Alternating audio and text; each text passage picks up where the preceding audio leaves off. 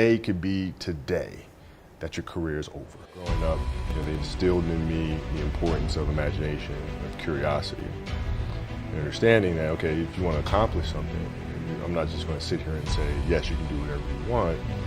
Yes, you can, but you have to also put in the work to get there, right? So they taught me that at a really early age, man. And when you grow up as a kid thinking that the world is your oyster, all things are possible if you put in the work to do it, you grew up having that fundamental belief. My mom was there on a daily basis. My father was really influential at a really critical time where I had a summer where I played basketball when I was like 10 or 11 years old. And here I come playing and I don't score 1 point the entire summer. Really? Not one, like skinny as hell. And I scored not a free throw, nothing, not a lucky shot, not a breakaway layup, 0 points. And I remember crying about it, being upset about it. My father just gave me a hug and said, listen, whether you score 0 or score 60, I'm gonna love you no matter what. Wow. Now that is the most important thing that you can say to a child. Because from there, I was like, okay, it gives me all the confidence in the world to fail. I have the security there. But to hell with that, I'm scoring 60. Let's go. Right. And from there, I just went to work. And I stayed with it. I kept practicing. I think that's when the idea of understanding the long-term view became important. Because I wasn't going to catch these kids in a week. I wasn't going to catch them in a year. Right? So that's when I sat down and said, okay, this is going to take some thought. Right? What do I want to work on first? All right, shooting. All right, let's knock this out. Let's focus on this. Half a year, 6 months, do nothing but shoot. All right, after that, all right, creating your own shot. So I started creating a menu of things. When I came back the next summer, I was a little bit better. I got my 3-point shot, like just open shots, not miss open shots, right? Be able to shoot it with speed because those kids are so much more athletic. And then the next summer I came back, I was a little better. And the summer came back, you the scored. Next summer I was a little better. I scored. Yeah, it wasn't much, right. But I scored. This is 12, 13. 12, 13. And then 14 came around, back half of 13, 14 years old, and then I was just killing everyone. And it happened in 2 years. And I wasn't expecting it to happen in 2 years, but it did because what I had to do was work on the basics and the fundamentals. But they relied on their athleticism and their natural ability. And because I stick to the fundamentals, it just caught up to them. And then my body, my knees stopped hurting. I grew into my frame. And then your athleticism, once you have the fundamentals, Exactly. the hard work, the mindset, and you tack on the athleticism, it's game over. Then it was game over. Right when I was turning 14, I became the best player in the state. At 14? At 14. So from 12 to 14, you went from scoring 0 to being the best in the state of all ages. Yep. But it's simple. Like if you do the math on this, right? Like if you're thinking about how often kids are playing, right? I tell this to my daughter's team as well that I coach. It's a simple thing of math. If you want to be a great player, if you play every single day, 2-3 hours, every single day, over the course of a year, how much better are you getting? Most kids will play maybe an hour and a half, 2 days a week. Right. Put the math on that. It's not going to get it done. It's not going to get it done, right? So if you're obsessively training 2-3 hours every single day over a year, over 2 years, say your kids are going to become great basketball players, and like, really? Like, yeah, it's not. There's no It's math. It's it. Show up every single day. Show up every single day, do the work. But it started in middle school and high school because a lot of the kids that I was playing against were inner city kids. And so they're looking at me as if, okay, this kid's soft. Right? He's from the suburbs of Philadelphia. His father played in the NBA, played professionally. He's got it easy. Going on second, all this other stuff, right? And so they felt like they could try to be physical or try to intimidate me and do all this other stuff, which they couldn't, right? But now I'm saying, okay, well, you're trying to attack me. How am I going to attack you? How can I mentally figure out ways to break you down? How can I show you that, no, I have the edge, right? And so that's when it first started for me, is figuring out how to get the upper hand on the opponent that way. And what would you do to mentally break people down then? Well, I mean, we used to have an all-American camp I used to go to. At the time, when I first showed up, I was a sophomore. And one of the things I would do is while everybody would be at the cafeteria work, eating and doing all sort of stuff, I just go back to the crowd. They'd be resting. And they'd see me leave. Right? But now you're in a tough position. You're just like, okay, I want to be like, I'm following the kid to work out, but I know he's working. He's up early and doing all this other stuff. so that was my way of showing them, yeah, I may be from the suburbs, but you're not going to outwork me. Wow. And I'm mentally going to. I think it's just figuring out ways to be better and to win the game. And it started as a defense mechanism because they were the ones talking trash to me, and kid from Italy, blah blah blah, and all sort of stuff. And it was like, okay, I can't let them. I got to defend myself here, right? And then one of the things that I had to learn is how to get the best out of my teammates. Yeah. And most people think it's a simple thing, pass them the ball. But that's not how you make guys better. You have to really affect their behavior. How do you do that? So, I would tell guys, we got back-to-backs. I don't care if we're in Miami, I don't care if we're in a great city, Chicago. You can't go out, we got to get rest. Right? Back-to-back games. Back-to-back games, right? Monday, Tuesday. You play Monday, you play Tuesday. Guys are going to listen, right? You know what I'm saying? So, a few times, say, all right, we'll all go out. Go out together. Really? I'll drink with you, right? But the next morning, I'm banging on your door at 5 in the morning. Let's go. They're not getting Where are we going? I hung out with you. Now you come hang out with me. Wow. This is what we do. All right, let's go. We're at the gym. We're working out. Right. We hit the bus. We go to practice. We play that night. And they're dead. And they're dead. And they're like, oh, lesson learned.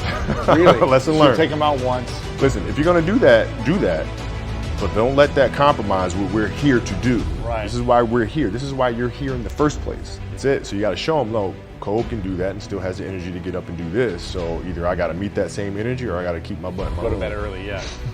What are some other things you did to rise the level of your teammates? What are some other ways that you can? And what do you think people can do in general with a business team or any sports team? I think you have to listen. And you have to pay attention to what your colleagues, teammates are saying. And what are certain things that drive them, certain things that motivate them, that trigger. Also the Celtics, and it was a physical series. I mean, they beat the crap. Yeah. So we go into the Olympic year that year. We wound up playing Spain for the gold medal match, and we beat them. And so now we come back to start training camp, and Powell shows up first day of training camp. I had my gold medal hanging in his locker. Oh no! And like the one thing that he truly loves is his country. Of course, that is like everything to him. So it just drove him crazy. And we went on to win back-to-back championships. How important is understanding human psychology and human behavior to work with a team, as opposed to just relying on your gifts and talents? It's probably the most important thing. When you're in this culture in our society, you can do some phenomenal things individually, but they'll never reach their full potential unless you do them collectively. And you have to figure out how to do that. And Phil Jackson was great at that. Mm-hmm. Phil, he wouldn't just coach the team or coach the game, but he'd read everything about every single player. Really? Learn about your history, how you grew up, how you were raised, where were you raised. He'll read every interview, and he'll learn about you, and gives him a better understanding of what's motivating you, what your insecurities are. And it just helps him communicate with you better, or even push a button here if he needs to.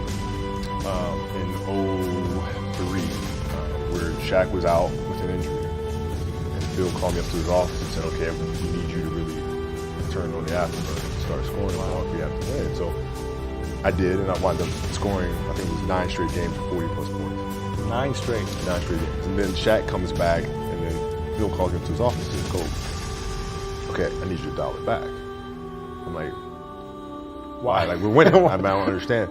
It's because our goal is to win a championship. And we can get through the Western Conference with you playing this way. But in the East, we can dominate them inside with Shaq in the post. But if you continue to do this, we'll lose Shaq. We'll lose him. So I need you to pull back so we can pull Shaq forward for June. I think it's the fear of starting anew. And that was certainly present for me as well. Really? Yeah. Like an identity, you mean? Or no, it's starting from scratch, right? Because when you play for 20 years, I played for 20 years, you reach a certain level, you're like, okay, wait a minute, I have to start again at the base of a mountain and try to climb to the top of this mountain. First of all, what mountain am I climbing? I don't even know, like, what the hell am I going to be doing? And it's very scary. It's very scary. Even for you? Oh, absolutely.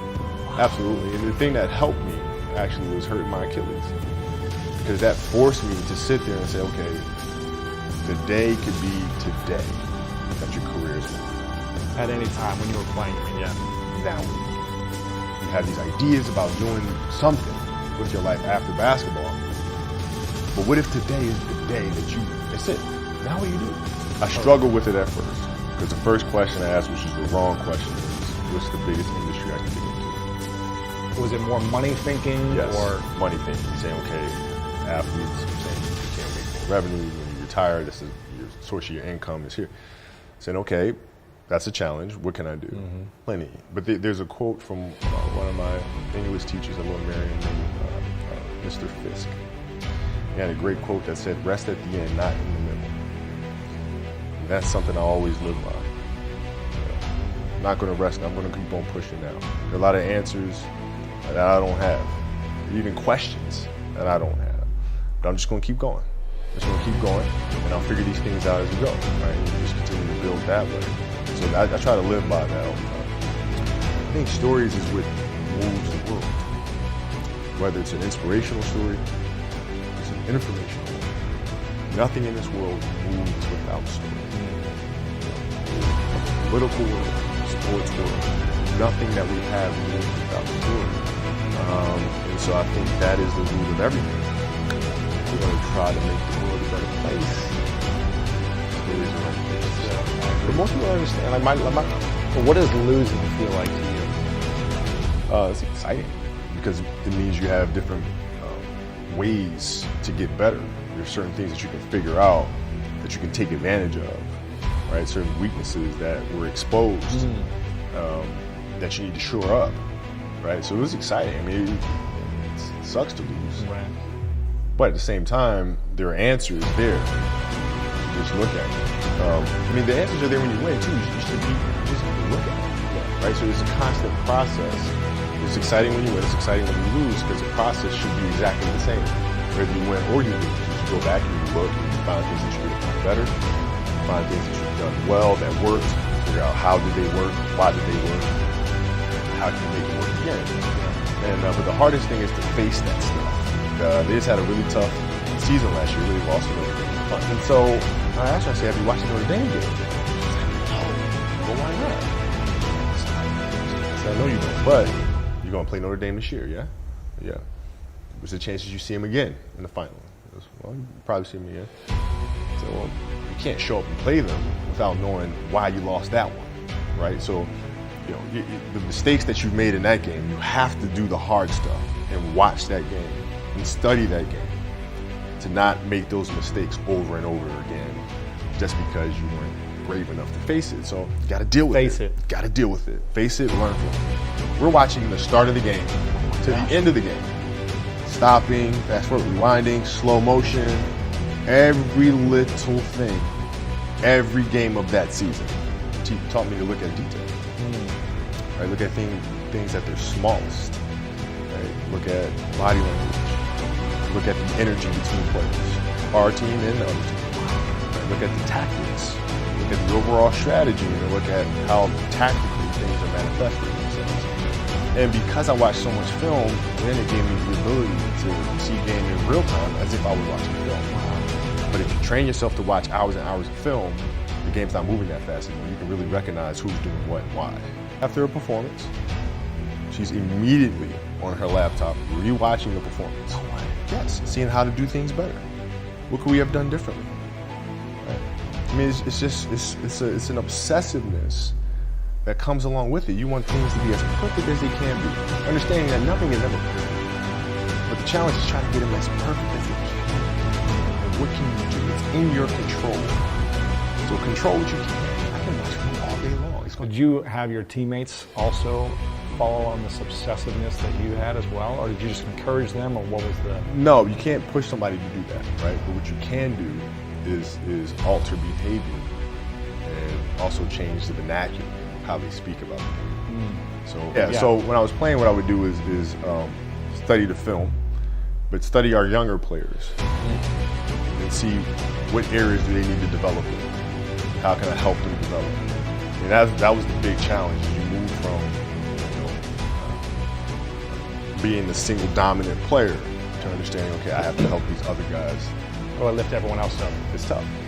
And that doesn't mean you have compassion, it can be super soft. It's more like you put yourself inside, put yourself in their shoes and understand what they're feeling. And then you have to make certain decisions of what buttons do I need to push this player to get to the next level. So it's not sit around, it's all happy-go-lucky type of thing. If you're a leader, your job is to get the best out of them, even if they may not like it at that time. You start this season, and they say, all you have to do is win 2 games at home, and you're NBA champ. Would you take that? Yeah. They're like, right. Yeah, right. That's all we got to do. Yeah. Go Down home, 3-2. win 2. We're NBA champions. All we got to do is win 2 games in a row. That's it. We'll take care of the first game, and I promise you, they're not winning Game 7 on our home court. It's not happening. So we all just laughed about it. And then we went out and we figured it out. But that Game 7 we're down 15 points in the 4th quarter. Why still wake up that early and train at this level in your life right now? And then the challenge was, okay, can I get back in shape? And it's really hard because there's no end goal. There's no game. There's no season. There's no. How do you motivate yourself? How do you? And so for me, it was like, okay, I have to aim for something. So I said, I want to aim for size, aim for bulk. Right? So that's a tangible thing. I'm going to go for that. Right? But then also, it's my children, because kids can't see how hard you work. You go to the office, I go to the studio, they don't really see the effort, right? So how can we teach our children really to work? Well, you do it for training, right? So when I get up in the morning, my daughter goes with me. 4 a.m. 4 a.m. My 15-year-old goes with me. She goes with me before school, and it becomes a daddy-daughter. Through that process, she understands the value of fun, and things take time. I think the definition of greatness is to inspire the people next to you. I think that's what greatness is or should be. It's not something that lives and dies with one person.